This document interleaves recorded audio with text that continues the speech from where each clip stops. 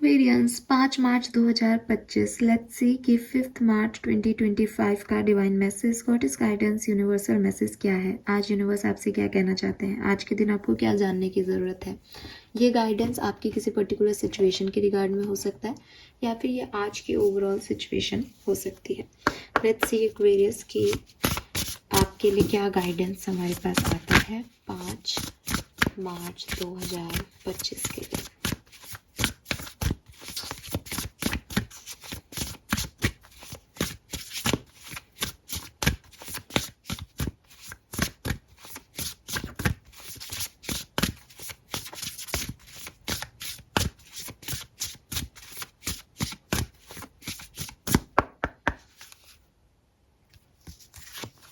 All right. We have castle. It's time for healing, not war. Swords make the change. And spaceship, don't be afraid to seek. और bottom energy है यहाँ पे throne, your potential is endless, number 9। So ये है cards, इनको मैं ऐसे ही रखती हूँ। खास बात ये है कि यहाँ पे 7 की ऊर्जा है जो कि एक लकी स्पिरिचुअल नंबर है, ठीक है, कि यूनिवर्स आपके साथ है ये बताता है। सो 7 की ऊर्जा के साथ 7 नंबर को तो आप यहाँ सिग्निफिकेंट माने ही। साथ में नंबर 9 की भी ऊर्जा है 45 से, और नंबर 3 की भी ऊर्जा है। जहाँ से मैं देख रही हूँ मुझे नंबर 1, नंबर 11 के साथ नंबर 2, नंबर 4 की ऊर्जा चैनल हो रही है। तो 7 तो यहाँ पे मुझे भी चैनल हो रहा है, 7 यहाँ पे भी है। 7 नंबर बहुत सिग्निफिकेंट है। मे बी आप में से काफ़ी लोग बहुत स्पिरिचुअल इनर वर्क कर रहे हैं, इसलिए यहाँ पे 7 नंबर रिफ्लेक्ट हो रहा है। मे बी आपका जन्मांक मूलांक है 7।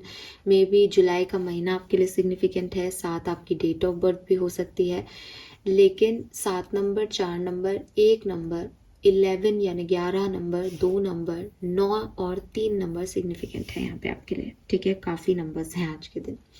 अगर हम कलर देखें तो आज का शेड है ग्रीन, बिल्कुल हल्का हरा कलर जो है वो सिग्निफिकेंट हो सकता है। हल्का नीला आसमानी टाइप कलर भी है और हरा भी है। मैसेजेस क्या है?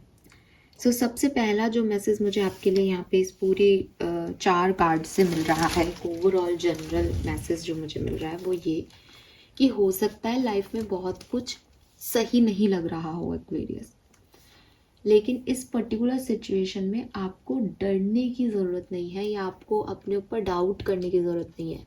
आपको ये नहीं देखना कि अरे यार ये भी ख़राब हो रहा है, ये भी काम नहीं बन रहा, ये भी मैं सोच रहा हूँ वैसे नहीं हो रहा। आपको थोड़ा सा हिम्मत दिखानी है इस पर्टिकुलर टाइम पे, और ये हिम्मत आपको मे बी अपनी बात कहने में दिखानी है। मे बी आपको अपनी लाइफ की किसी सिचुएशन में कोई चेंज खुद से लेके आना है। मे बी आप हमेशा से किसी और तरीके से पेश आते रहे हैं चीज़ों से, लोगों से, लेकिन अब आपको दूसरे तरीके से चीज़ों से, लोगों से पेश आना है। तो आपको चेंज खुद की लाइफ में लेके आना है, खुद के थॉट प्रोसेस में लेके आना है, या किसी भी सिचुएशन में चेंज लाने के लिए आपको एक स्टैंड लेना है। और या फिर जैसे कि मैंने कहा कि अपनी बात को रखने का स्टैंड लेना है, अपनी बात को बोलने का जो है वो आपको हुनर दिखाना है। आपको अपने ऊपर डाउट नहीं करना कि मेरे साथ कोई साथ नहीं देगा। आप अगर सही हो तो आप अपनी बात को बिल्कुल अच्छे से रखो, फिर जो होगा वो यूनिवर्स पर डाल दो, बट आपको डाउट नहीं लाना अपने ऊपर, ठीक है। दूसरा मैसेज आपके लिए ये भी है कि स्टैंड लेने का मतलब या अपनी लाइफ में चेंज लेके आने का मतलब ये बिल्कुल भी नहीं है इस समय कि आप जाकर के किसी से भिड़ जाओ, ठीक है। बिकॉज बॉटम एनर्जी है योर पोटेंशियल इज एंडलेस। आपकी पोटेंशियल में कोई भी कमी नहीं है, आप कुछ भी हासिल कर सकते हो। आप अगर किसी से भिड़ जाओगे तो जीत भी आपकी ही है, लेकिन प्रॉब्लम ये है कि it is not the right time, ठीक है। प्रॉब्लम यह है कि आपको सिर्फ जीतना है या परमानेंट हीलिंग चाहिए अपने लिए। बिकॉज कई बार हम लोगों से उलझते हैं, हम उस कन्वर्सेशन को जीत भी जाते हैं, लेकिन लाइफ लॉन्ग हम सोचते रहते हैं कि हमने उस दिन ये नहीं बोला होता तो शायद। वो जीत मैटर नहीं करती, मैटर करता है वो इंसान जो कि उस इम्पल्सिव कम्युनिकेशन में हमने छोड़ दिया या चला गया या हमसे गलती हो गई। इसीलिए यूनिवर्स कह रहे हैं कि आपको अपने ऊपर डाउट नहीं लाना। जहाँ लोग आपको नीचा दिखा रहे हैं या आपके ऊपर फिंगर पॉइंट आउट कर रहे हैं, वहाँ आपको अपने लिए स्टैंड लेना है, बोलना है कि देखो ये सही है, मैं ये मानता हूँ, ठीक है। ज़रूरत पड़े तो आपको अपने आप को चेंज भी करना पड़ेगा उस सिचुएशन में। ज़रूरत पड़े तो आपको ये भी बताना पड़ेगा कि मैं इस सिचुएशन को यहीं छोड़ रहा हूँ, बिकॉज मैं इस चीज़ को और आगे नहीं बढ़ा सकता या बढ़ा सकती। लेकिन आपको लड़ाइयों में नहीं पड़ना। छोड़ देने का मतलब या चेंज लाने का मतलब भी यही है कि मैं यहाँ पे कट कर रहा हूँ सिचुएशन को, मैं इससे ज़्यादा इस सिचुएशन में अपनी एनर्जी नहीं देना चाहता या देना चाहती। क्यों? क्योंकि मुझे अभी अपनी एनर्जीज की हीलिंग करनी है। अभी शायद बहुत सारी मिट्टी उड़ी हुई है तूफान की वजह से, तो मुझे कुछ धुंधला धुंधला दिख रहा है सिचुएशन, इसलिए अभी मैं हाथ नहीं उठाऊंगा या मुक्का नहीं मार रहा सामने। हो सकता है सामने एक्चुअली में कोई नहीं हो, मिट्टी का गुबार ही हो। तो पहले इसको मिट्टी को थम जाने दो, पहले मुझे हील हो जाने दो, मैं भी कैलकुलेशन कर बैठा लूँ अंदर मन में कि गलती किसकी है, क्यों हुआ क्यों नहीं हुआ, फिर देखेंगे करना क्या है, ठीक है। सो ये एनर्जी आपको यहाँ पे क्रिएट करनी पड़ेगी। ये एक ओवरऑल मैसेज है इन चारों कार्ड्स का। नाउ अगर हम और डिफरेंटली इन कार्ड्स को देखें तो सबसे पहले मुझे ऐसा लगता है एक्वेरियस, आपको अपनी अपीयरेंस में कोई चेंज लाना चाहिए। मे बी आप सेम तरीके का हेयर स्टाइल बनाते हैं, मे बी आप सेम तरह के कपड़े पहनते हैं, मे बी आप सेम तरीके से अपने आप को दिखाते हैं लोगों के सामने। आप एक रूटीन जैसा ही आप हैंडबैग सेम लेते हैं, फीमेल है तो आप बॉयज़ के लिए तो मैं क्या ही बोलूँ, आप सेम कलर की शर्ट्स को प्रीफरेंस देते हैं। तो थोड़ा कुछ हटके करो, ठीक है। अपनी अपीयरेंस में कोई चेंज लेके आओ। हेयर कट लो, सबसे पहले तो ये कार्ड में वो हेयर कट ही ले रही है। तो अगर आपके बहुत लंबे हेयर्स हैं और बड़े लंबे अच्छे घने बाल हैं तो यूनिवर्स कह रहे हैं मेक अ चेंज लाओ अपनी अपीयरेंस में, अपने बालों को कटाओ। ऐसा कहा जाता है कि जब भी किसी फीमेल की लाइफ में कोई ट्रांसफॉर्मेशन आता है तो वो अपने हेयर कट सबसे पहले लेती है, वो अपने बालों से सबसे पहले चेंज लाती है, लाइफ में चेंज आता है उससे पहले, ऐसा ऐसा कहते हैं, ऐसा ठीक है। कितना परसेंट सही है कितना नहीं है तो आप मुझे बताना कमेंट सेक्शन में, बट ऐसा बोलते हैं कि फीमेल्स को अपने बालों, अगर उनको अपनी लाइफ में कोई चेंज चाहिए या बोर्डम हो रही है तो अपने बालों में, अपने हेयर स्टाइल में चेंज लाओ, लाइफ में चेंज आएगा। तो वो चीज़ यूनिवर्स आपसे कह रहे हैं कि चेंज लाओ अपने हेयर स्टाइल में तो आपकी लाइफ में भी चेंज आएगा। एंड अगर आप एक फीमेल नहीं हो और ये बालों से रिलेटेड बात नहीं है तो डेफिनेटली अपनी अपीयरेंस में चेंज लाओ, उठने बैठने पहनने के ढंग में चेंज लाओ, हेयर स्टाइल में चेंज लाओ। हेयर कट नहीं करा सकते तो बालों को किस तरीके से आप कैरी कर रहे हो उसमें आप थोड़ा सा चेंज करो।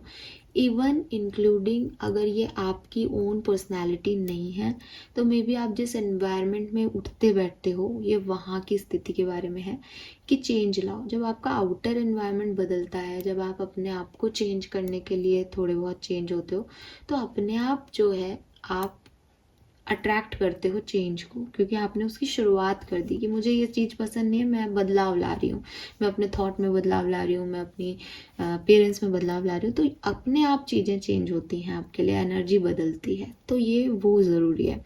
हो सकता है आपके कमरे में एक ही कर्टेन लग रहे हैं, अब 1 साल हो गया आप सेम ही curtain, same bed sheet, same तरीके का कलर रूम में ये है, तो अब हम कलर तो नहीं चेंज कर सकते हर बार, तो बेडशीट के कलर चेंज करें, कर्टेन्स के कलर चेंज करें, थोड़ा सा एनर्जी शिफ्ट करें। जो ऑब्जेक्ट्स आपके घर में मूव हो सकते हैं उन्हें ऑब्जेक्ट्स को मूव करें। ऑफिस में भी सेम, जो चीज़ें हिल डुल सकती हैं उसका अपना मुंह चेंज कर लें चेयर का। कुछ कुछ बदलाव ज़रूरी है यहाँ पे आपके लिए, ठीक है। और ये इसलिए ज़रूरी है बिकॉज आप चेंज को अट्रैक्ट करें, क्योंकि अभी जिस एनर्जी में आप हो वहाँ पे आप स्टक हो जाओगे या हो चुके हो, तो बदलाव की ज़रूरत है आपको। देन अपने दोस्त केयरफुली चूज़ करें। हर कोई आपका दोस्त नहीं हो सकता। हर किसी से अपने सीक्रेट शेयर करके आपको लगता है नहीं मैंने तो अपनी बात कह दी, अपना सीक्रेट शेयर कर लिया, ये वर्क नहीं करेगा आपके लिए। तो यूनिवर्स कह रहे हैं कि चूज़ योर फ्रेंड्स वाइजली। जिन पे आप ट्रस्ट करते हो वो चाहे 1 या 2 लोग हों, लेकिन वो ट्रस्टवर्दी होने चाहिए। ऐसा नहीं हो कि आप जिस पे ट्रस्ट कर रहे हो वो एक महीने बाद आपको पता चले कि वो आपके साथ है ही नहीं, वो किसी और से आपकी बात कर रहा है। तो अपनी बात को कहने के लिए जो लोग आप चूज़ कर रहे हो उनको थोड़ा सा सोच समझ के चूज़ करो। हालांकि मुझे ऐसा लगता है कि कोई 2 लोग हैं जो आपके अच्छे मित्र हो सकते हैं एक्वेरियस, उन्हीं दोनों लोगों से आप अपनी बातचीत करें। ये आपके कजिन्स हो सकते हैं, फैमिली मेम्बर्स हो सकते हैं। तो बस इन्हीं 1-2 लोगों पे ही ट्रस्ट करें, सारी दुनिया पे ट्रस्ट करने की ज़रूरत नहीं है, चाहे वो वर्क प्लेस से रिलेटेड बात हो, चाहे पर्सनल लाइफ हो। और लास्ट मैसेज जो मुझे यहाँ पे आपके लिए मिलता है वो ये कि समय समय की बात है एक्वेरियस, ठीक है? समय समय की बात है। अगर आज आपको लग रहा है कि ये आपका समय नहीं है, तो हो सकता है कि आपका समय नहीं है, आप बहुत मेहनत कर रहे हो, आपको रिजल्ट्स नहीं मिल रहे, आपको लग रहा है कि सब कुछ हाथ से छूटता जा रहा है, या मेरा डिवाइन टाइमिंग नहीं आ रहा, या बहुत पेशेंटली मैं किसी चीज़ का इंतज़ार कर रहा हूँ या कर रही हूँ पर वो काम ही नहीं हो रहे। तो प्रॉब्लम ये है कि आप शायद गलत टाइम पे मेहनत कर रहे हो, है ना? कभी कभी हम कहते हैं कि हमारा समय नहीं था, तो हमने बहुत सारी कोशिशें की लेकिन वो फुलफिलमेंट नहीं हुआ बिकॉज वो हमारा समय नहीं था। और कभी कभी हमने कुछ भी नहीं किया लेकिन वो हमारा समय था, तो सब हमने अट्रैक्ट कर लिया उस समय में, अपने आप चीज़ें हो गई, हमने तब भी नहीं चाहा था कि कुछ ऐसा हो बट अपने आप अच्छा हो गया। यही लाइफ की सच्चाइयाँ हैं। इसे एक्सेप्टेंस दे दो, इसे मान लो कि ये आपका समय नहीं है अगर कुछ नहीं हो रहा तो।